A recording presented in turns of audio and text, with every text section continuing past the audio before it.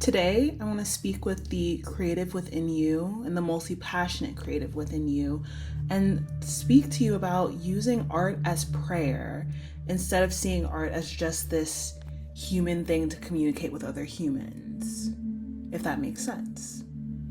So we've been making art for at least 50,000 years. There's actually a cave painting of human-like figures and a wild pig in Indonesia. And we've also been praying and having religion for all these times, praying to the sky, praying to God, to the sun. We've had these deities for thousands of years as well. So we've also passed down stories and different ideas from generation to generation for all this time too. So it's easy to think that art is a separate thing, especially these days with capitalism. Like, capitalism makes us think that art is this thing that needs to have some sort of value and worth inherent within it, like when it comes to money, that it stops you from actually enjoying it as it is and enjoying yourself as a divine creator and a divine servitor for whatever it is that you're creating in that moment. Yeah, society has separated art as this human thing and spirituality as this divine or higher end thing. And I want to argue that it's actually both. Ancient rituals, chants, symbols, sigils, they've all been forms of artistic prayer. And we only really take it seriously because the church has ordained it, or whatever, religious or spiritual thing has ordained, say, sigils, for example, as a good way of doing artistic prayer.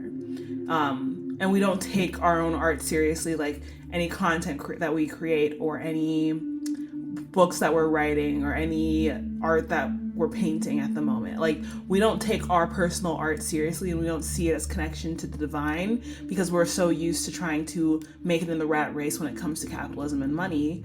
I also want to mention creations of labyrinths. Like within churches, you can walk a labyrinth, and someone made that art for you to walk and meditate on. So you once again meditate on some art as prayer. So yeah, every culture that's ever existed has seen art or has known art to be a part of divinity or prayer in some way, shape, or form. But we've kind of forgotten that with capitalism, late stage capitalism especially. And the need to see the things for what they're worth monetarily is terrible, when it comes to our actual artistic expression. So I want to talk a little bit about creation as mindfulness for a second. You can't make art from the past or the future. You have to be in the present moment to do it. You have to be in the present moment to create any sort of art that you're making right now. You can't be thinking about the past. You literally just can't. And you can't even really think about the future. You have to be in that moment creating whatever you're creating. Even if you have to stop whatever you're doing to think about the future, or stop whatever you're doing to think about the past. Like, real art and not real art in general, you have to do in person. You have to do in presence, So it creates more mindfulness, and it's a meditation. It's a meditation. Art is truly a meditation. Art forces stillness within you and to become one with the observer within your person. Like, we have these thoughts in our head, and I don't know if you ever noticed this, but if you have thoughts in your head, you can observe the thoughts. You don't have to identify with the thoughts. There have been times in my life where a thought has come to me and I'm like, that's a weird thought. If you can react to a thought, you know that you're an observer. You're observing your thoughts. You're not your thoughts. Does that make sense? There's something behind us that we're actually experiencing that is more than just what we're seeing when it comes to our experiences or our thoughts. And flow state can be seen as a meditative surrender. So going into flow state whenever you're making some sort of art can be seen as meditative surrender. And meditative surrender is just you sitting in that moment, once again, being present, being mindful, and surrendering to what's taking place in that moment. And that moment is you creating the art. I also want to talk about surrendering the ego. When you stop trying to make something good, you make something true or authentic. What is good?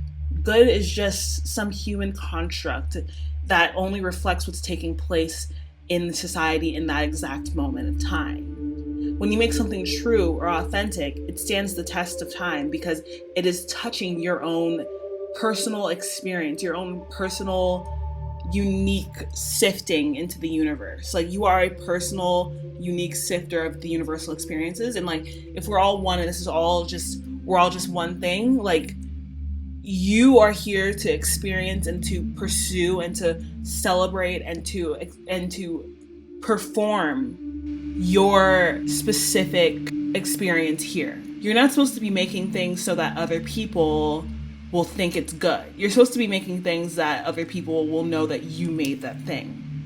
And the ego is the thing that wants the attention, the accolades the most.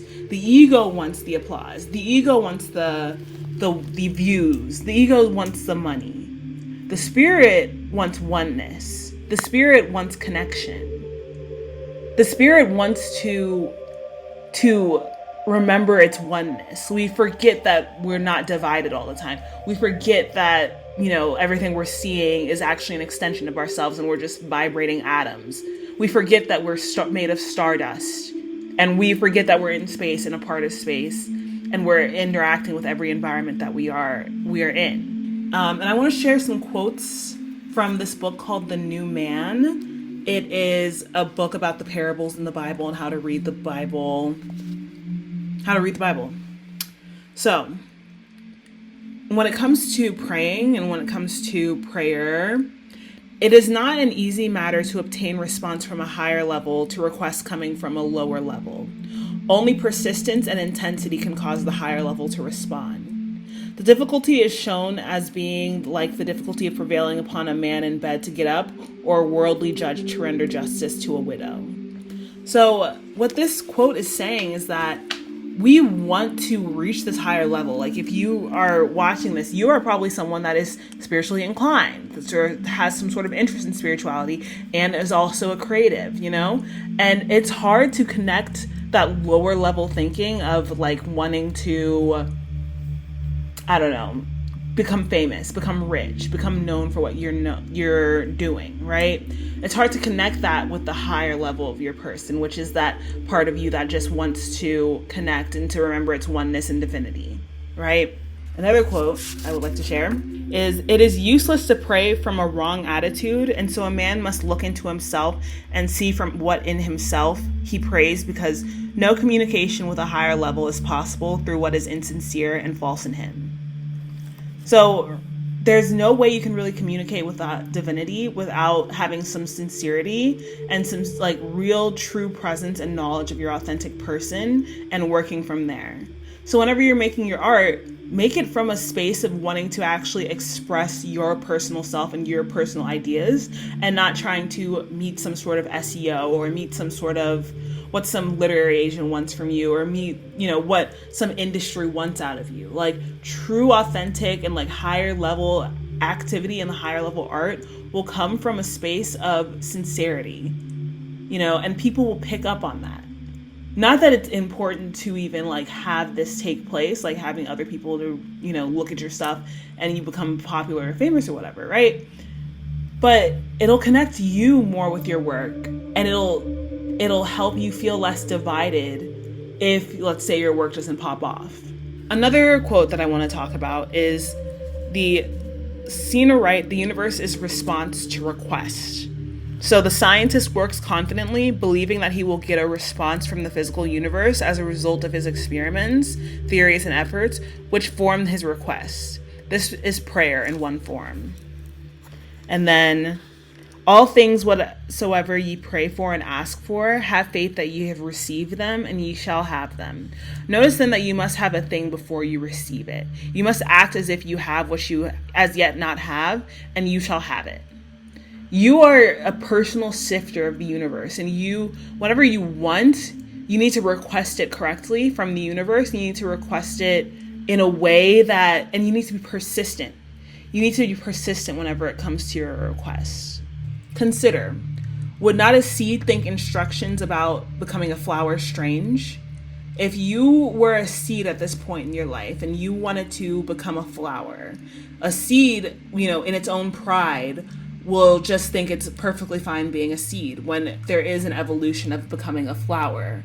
And if you want to become that flower, you need to actually pray, and pray seriously and pray deeply and pray with persistence and send the right requests out into the universe, not for popularity, not for recognition from this human space, but from divinity, connecting with the divine. So I also want to talk about some ways on how to pray with art, just some real ways to pray with art, not just actually just sitting down and praying or whatever, right? Ritualize your creativity. Light a candle, burn some incense, I like to play Gregorian chant while I'm getting ready in the morning and while I'm writing or when I'm doing something that I want to be in a more meditative state for. So yeah, meditate before creating, and play Gregorian chants or play some sort of music that gets you in a more relaxed mood, a more divine mood, whatever divinity looks like for you, right?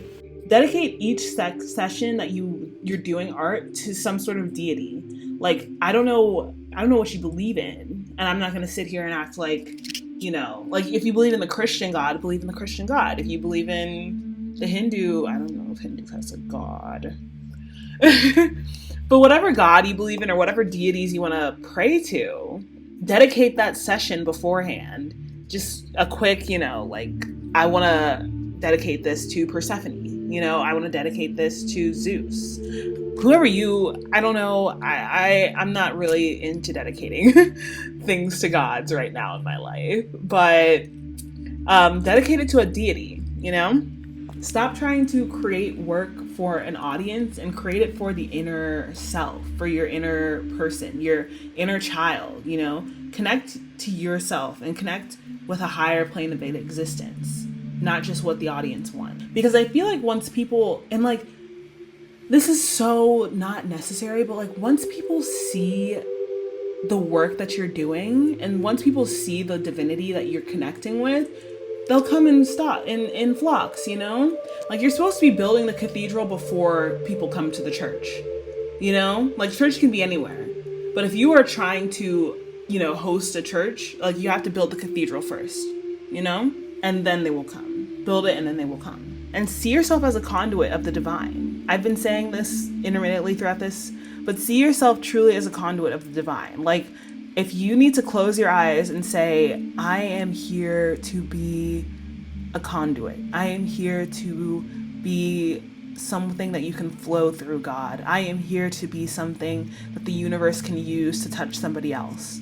Saying these things to yourself will actually trigger your brain to do that. If you convince yourself that you are a conduit of the divine, then you will be a conduit of the divine. If you convince yourself that you just need to get likes, you just need to get follows, you just need to da-da-da-da, then that's all. You're gonna be coming from a space of lack at all times. So yeah, just some thoughts. And yeah, I want to conclude with artist prayer, use creativity as your spiritual practice and see what happens. Thank you.